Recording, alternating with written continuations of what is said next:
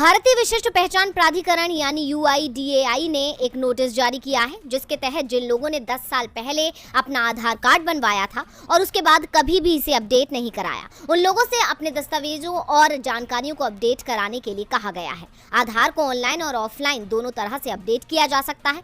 दरअसल UIDAI ने कहा है कि जिन लोगों के आधार 10 साल पहले बने और अब तक अपडेट नहीं हुए हैं, उन्हें आधार अपडेट करने की जरूरत है। UIDAI ने इस पर जानकारी देते हुए कहा है कि ऐसा करना अनिवार्य नहीं है, लेकिन ये धारकों के लिए जरूरी है। UIDAI ने कहा, ऐसे व्यक्ति जिन्होंने अपना आधार 10 साल पहले बनवाया था और उसके बाद इन सालों में कभी अपडेट नहीं करवाया है, ऐसे आधार नंबर धारकों से दस्तावेज अपडेट कराने का आग्रह किया जाता है।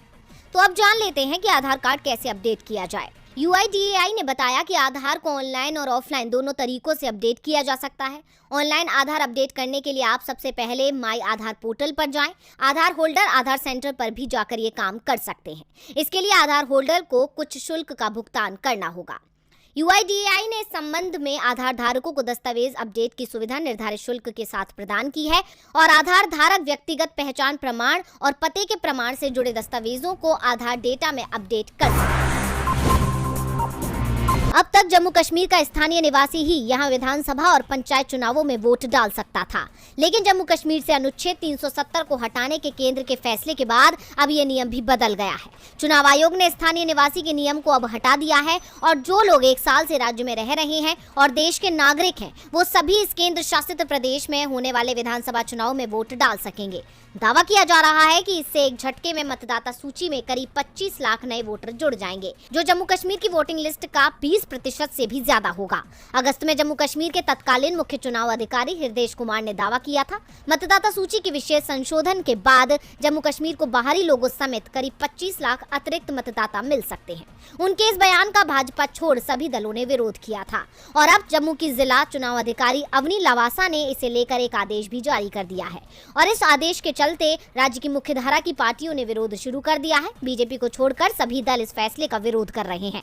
नेशनल कॉन्फ्रेंस ने कहा कि बीजेपी चुनावों से डर रही है, उसे पता है कि बुरी तरह हारने वाली है। जनता को बीजेपी की इस साजिश को बैलेट बॉक्स के जरिए हरा देना चाहिए। पूर्व मुख्यमंत्री और PDP चीफ महबूबा मुफ्ती ने कहा, जम्मू कश्मीर को धार्मिक व क्षेत्रीय स्तर पर बांटने के भाजपा के कथित प्रयासों को विफल किया जाना चाहिए। कश्मीरी हो या डोगरा, हमारी पहचान और अधिकारों की रक्षा तभी संभव होगी जब हम एक साथ आकर कोशिश करेंगे। दरअसल बीजेपी की चुनावी रणनीति जम्मू संभाग पर टिकी हुई है। पहले सीमांकन में कश्मीर की तुलना में जम्मू रीजन में सीटों की संख्या को बढ़ाया गया और अब नए मतदाताओं को जोड़ने के नाम पर गैर कश्मीरियों को वोटिंग लिस्ट में शामिल कर बीजेपी खुद को मजबूत बनाने की रणनीति पर चल रही है, लेकिन कश्मीर घाटी में इसका उल्टा असर होता दिख रहा है। गुजरात विधानसभा चुनावों के लिए अभी तारीखों का ऐलान नहीं हुआ है, लेकिन बीजेपी, कांग्रेस और आम आदमी पार्टी के प्रचार ने राज्य में चुनावी माहौल बना दिया है। पीएम मोदी भी गुजरात के दौरे लगातार कर रहे हैं। इस सब के बीच बड़ा सवाल ये है कि गुजरात में चुनाव कब होंगे।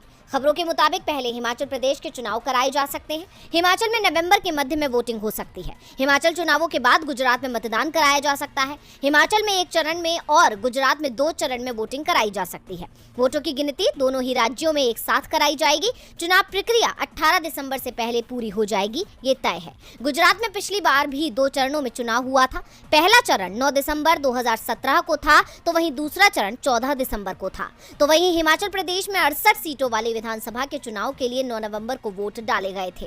चुनाव आयोग ने दोनों ही राज्यों के लिए चुनाव का ऐलान अलग अलग किया था, लेकिन काउंटिंग एक ही दिन कराई थी। इस बार चुनाव का ऐलान एक साथ किया जा सकता है। खबरों की माने तो हिमाचल प्रदेश और गुजरात विधानसभा चुनावों की तैयारियों का काम पूरा हो चुका है और अब चुनाव आयोग किसी भी दिन तारीखों का ऐलान कर सकता है। संकेत इस बात के मिल रहे हैं कि 2-3 दिन में ही आयोग चुनावों का ऐलान कर सकता है। दरअसल मौसम विभाग दावा कर रहा है कि इस बार पहाड़ों पर जल्दी बर्फबारी शुरू हो सकती है। ऐसे में 15 नवंबर से पहले हिमाचल प्रदेश में वोटिंग का काम पूरा कराना आयोग की मजबूरी भी बन सकता है, क्योंकि ज्यादा देर होने पर हिमाचल में भारी बर्फबारी शुरू हो सकती है।